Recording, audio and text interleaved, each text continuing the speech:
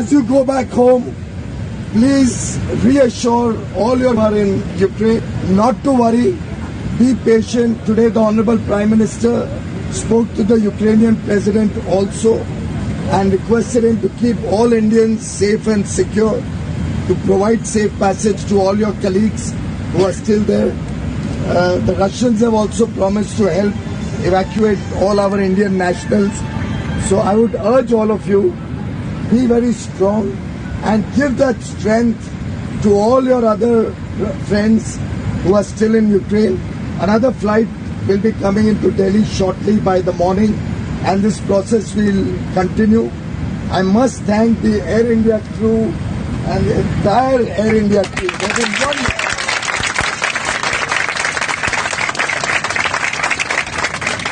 That is what the true spirit of nationalism is. यही भारत की ताकत है और इसी ताकत को हमको उन सब बच्चों को देना है जो अभी वहां पे है। पर आप सबका तहे दिल से प्रधानमंत्री नरेंद्र मोदी जी की तरफ से बहुत बहुत स्वागत। आप सब सुरक्षित हैं, हम उसके लिए भगवान से धन्यवाद करते हैं और यहाँ भी आपकी सब सुविधाओं के इंतजाम किया गया है, आपको किसी प्रकार का कोई कष्ट नहीं होगा। Welcome back to the Motherland.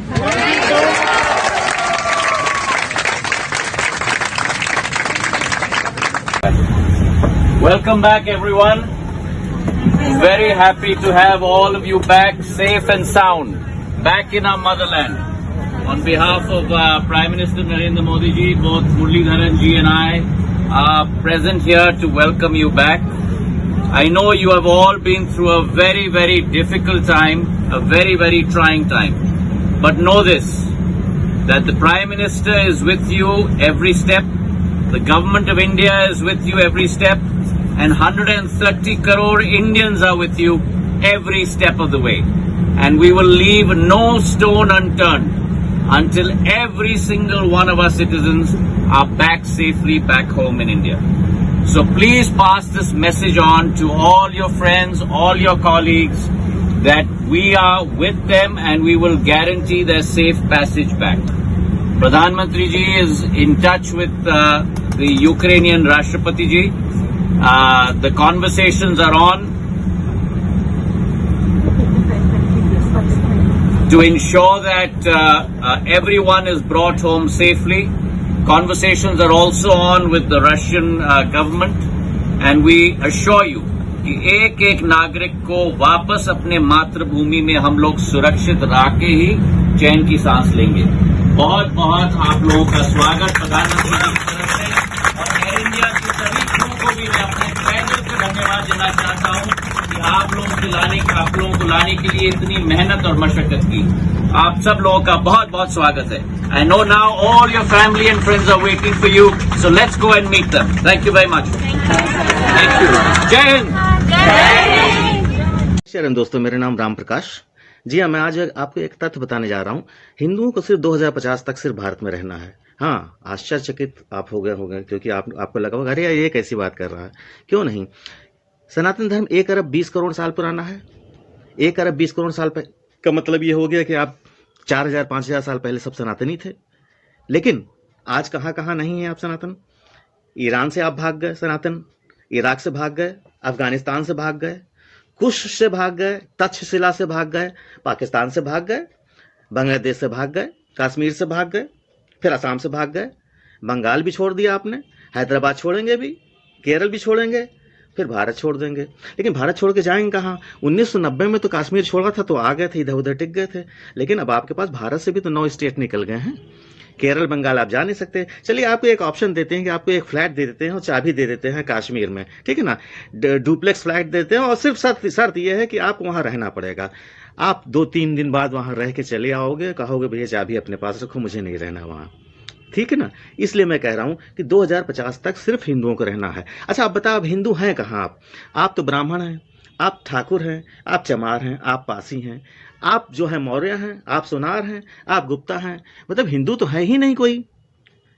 इसीलिए कहा है, देखिए जयचंद भी हिंदू में ही पाया जाता था, इसलिए हिंदू तो कोई है ही नहीं। आप लोग सुनते रहते हैं यार हिंदू एक नहीं हो रहा है, एक नहीं हो रहा है, एक नहीं हो रहा है। चलिए मान लिए, सपोज कर लिए कि ब्रह्मा जी उतर आए, उन्होंने वरदान दे दिया, कहा चलो ठीक है हिंदू एक हो जाता है, ठीक है ना।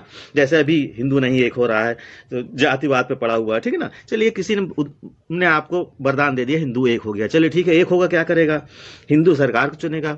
चलिए ठीक है, बीजेपी को चुनेगा, एक बार आएगी बीजेपी, 2 बार आएगी बीजेपी, 3 बार आएगी बीजेपी, 4 बार आएगी बीजेपी, 5वीं बार आएगी, 6ठी बार जब आप माइनॉरिटी में हो जाएंगे तो आएगा ओवैसी, ठीक है ना।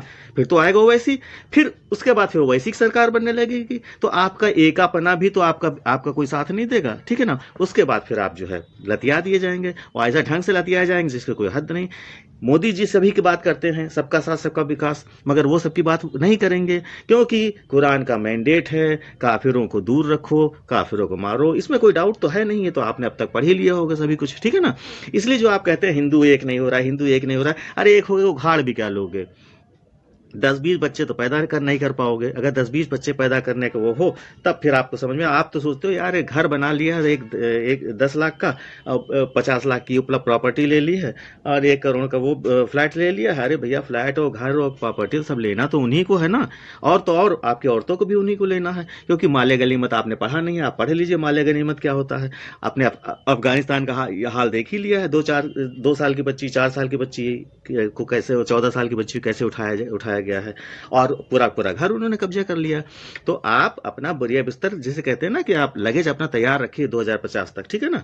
2050 के बाद आपको अभी से कन्वर्ट हो जाए तो ज्यादा बेटर है वो, क्योंकि उसके बाद फिर वो आपको मौका नहीं देंगे, क्योंकि वो जानते हैं कि हम स्ट्रेंथ में ज्यादा हो गए तो आपका घर उनका फ्री का हो जाएगा, आपकी बीवी भी फ्री की हो जाएगी, आपकी बहन फ्री की हो जाएगी, आपकी बेटी फ्री की हो जाएगी। अच्छा नहीं लग रहा होगा सुनने, जानते हैं अच्छा नहीं लग रहा है, लेकिन यार हकीकत से तुम नहीं तुम मुंह मोड़ सकते ना। 1990 में हो चुका है, आप आंख बंद करके बैठे हुए, आपको तो पता ही नहीं 1990 में क्या हुआ। अरे 1990 में जब भागे थे 6 लाख हिंदू, वो कहते हैं हिंदू कश्मीरी पंडित थे। अरे भैया वो काफिर थे, आपको क्यों नहीं पता। आप काफिर और मोमिन में फर्क ही नहीं पता लगाते हो। आप कहते हो ब्राह्मण है, हम कहते हैं आप काफिर हो। आप कहते हो चमार है, हम कहते हैं आप काफिर हो। आप कहते हो गुप्ता है, हम कहते हैं तुम काफिर हो। तो